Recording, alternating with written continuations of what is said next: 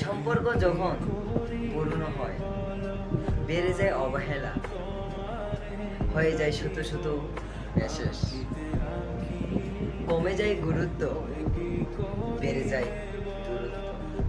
আর দোষ হয় পরিস্থিতি। পরিস্থিতিকে দোষ দিবে কেন ভাই? পরিস্থিতি কি হয়েছে? পরিস্থিতিকে দোষ দিয়ে লাভ নেই, কারণ আমরাই নিজে পরিস্থিতিকে বানাই, তৈরি করি। পরিস্থিতি পরিস্থিতি স্থিরভাবে থাকে, কিন্তু প্রতিটি মানুষ পরিস্থিতিকে বানায়, যে পরিস্থিতিকে দোষ দেয় যে পরিস্থিতি এইরকম হয়েছে, যে পরিস্থিতির শিকারে এইরকম হয়েছে। আসলে কথাটা এরকম না ভাই। প্রত্যেকটা মানুষের যে ভালোবাসা, যে শত দূরত্ব থাকা সত্ত্বেও তার মধ্যে যে ভালোবাসাটা থাকবে, সেটা দূর থেকেও ভালোবেসে যায়। কথাটা যদিও বা কঠিন হতে পারে, কিন্তু বাস্তবতা এটাই।